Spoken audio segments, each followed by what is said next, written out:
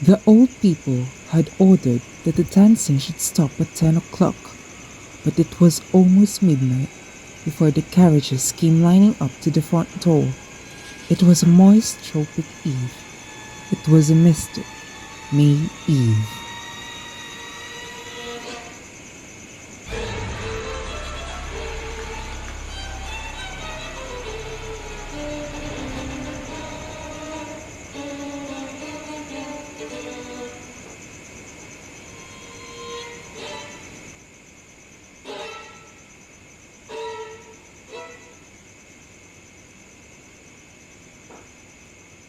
While the girls who were staying were promptly herded upstairs to the bedrooms, the young men gathering around to wish them a good night and lamenting their ascent with mock signs and moanings, proclaiming themselves disconsolate but drunk already and simply bursting with wild spirits, merriment, arrogance, and audacity, for they were young bucks newly arrived from Europe.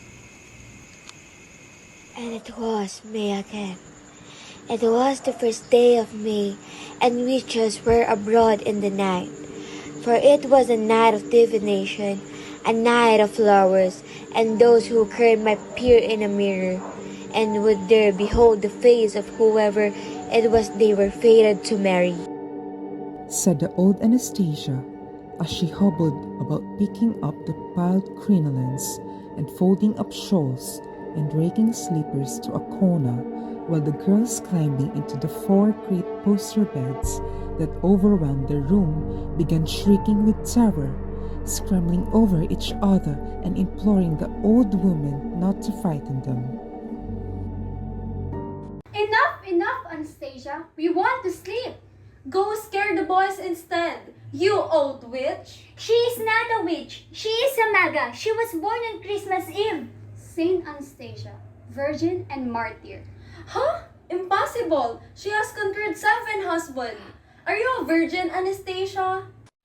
No, but I am 7 times a martyr because of you girls. Let her prophesy, let her prophesy. Whom will I marry, old gypsy? Come, tell me. You may learn in a mirror if you are not afraid. I'm not afraid. I will go. Girls, we're making too much noise. My mother will hear us and come and pinch us all. Abuela, lie down. And you, Anastasia, I command you to shut your mouth and go away. And I will not lie down. Stay, old woman. Tell me what I have to do. Tell her! You must take a candle and go into a room that is dark and that has a mirror in it. And you must be alone in the room. Go up to the mirror and close your eyes and say, Mirror, mirror, show to me him whose woman I will be. If all goes right, just above your left shoulder will appear the face of the man you will marry.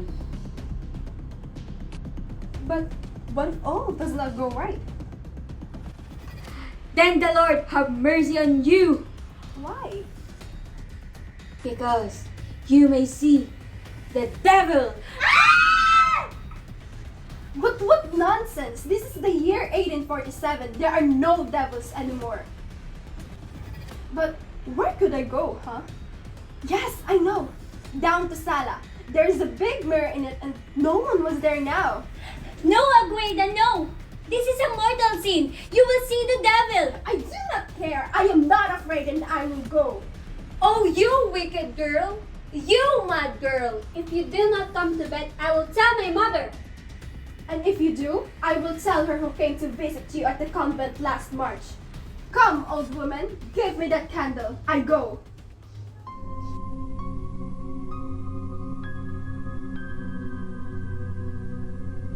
Mirror, mirror, show to me him whose woman I will be.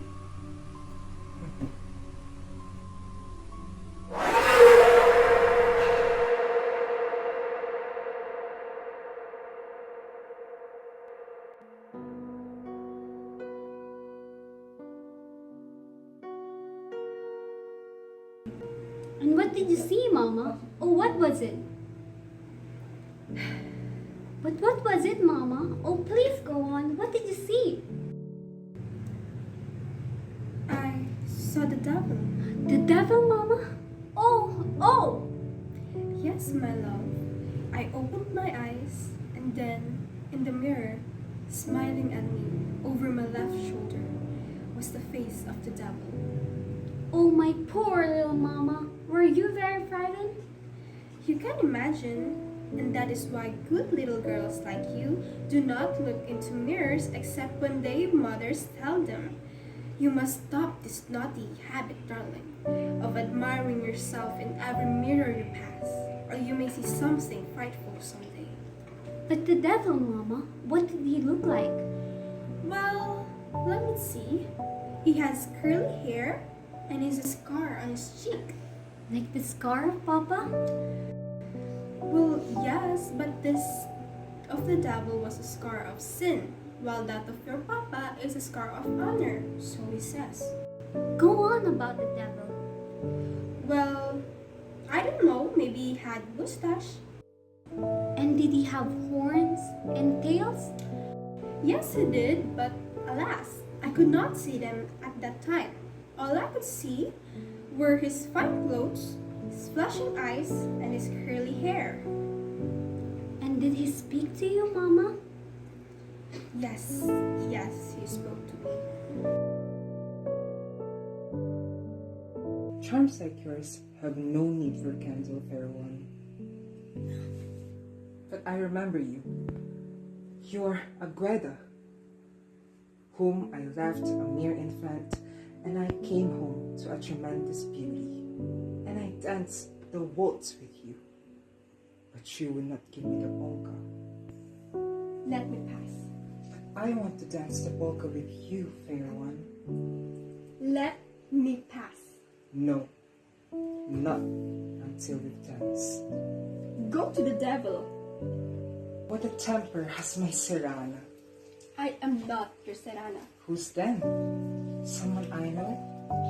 Someone I have offended grievously because you treat all my friends like your mortal enemies. You are not. Oh, how you detest me. You pompous young men. You go to Europe and you come back elegant, and we poor girls are too tame to please you. We have no grace like the Parisians, and we have no farms like the Sicilians, and we have no souls. How you weary me, how you bore me, you fastidious young men. Come. How do you know about us? I heard you talking amongst yourselves. I despise the fashion. But clearly, you do not despise yourself, señorita. You come to admire your charms in the mirror, even in the middle of the night. I was not admiring myself, sir. You were admiring the moon, perhaps. Oh. Oh, do not cry, little one. Do not cry.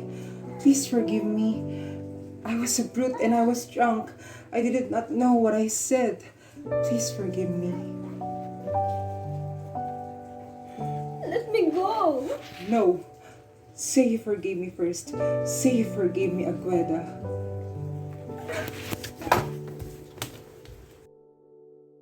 That little harlot, she should suffer for this. But alas, the heart forgets. The heart is distracted, and May time passes. Summer ends. Storm break over the rot, ripe orchards, and the heart grows old, while the hours, the days, the months, and the years pile up and pile up till the mind becomes too crowded, too confused. Dust gathers it, cobwebs multiply, the walls darken and fall into ruin and decay, the memory perishes. And there came when Don Badoy Montilla walked home through a May Day midnight without remembering, without even caring to remember. As he picked his way up the steps to the front door, and insight into the slumbering darkness of the house, wholly unconscious of the May night, till on his way down the hall, chancing to glance into the sala, he shuddered, he stopped, his blood ran cold, for he had seen a face in the mirror there. Oh, Grandpa, how you frightened me! So it was you, young bandit. What's with all this? What are you doing down here at this hour? Oh, my poor little grandpa. Why have you never told me? And she was very horrible? Horrible? God, no. She was beautiful. She was the most beautiful creature I have ever seen. Her eyes were somewhat like yours, but her hair was like black waters, and her golden shoulders were bare. My God, she was enchanting. But I should have known. I should have known better. The dark and fatal creature she was. What a horrid mirror this is, Grandpa. What makes you say that, hey? Well, you say this witch in it. And Mama once told me that Grandma once told her that she saw the devil in this mirror. Was it because of the scare that Grandma died? Don Badoy stared. For a moment, he had forgotten that she was dead, that she had perished, the poor Agueda, that they were at peace at last, the two of them, her tired body at rest, her broken body set free at last from the brutal pranks of the earth, from the trap of a May night, from the snare of a summer, from the terrible silver nets of the moon. All that was left of the young girl who had flamed so vividly in a mirror one wild May day midnight, long, long ago. And remembering how she had sobbed so piteously, remembering how she had bitten his hand and fled, and how he had sung aloud in the dark moon, and surprised his heart into instant of falling in love.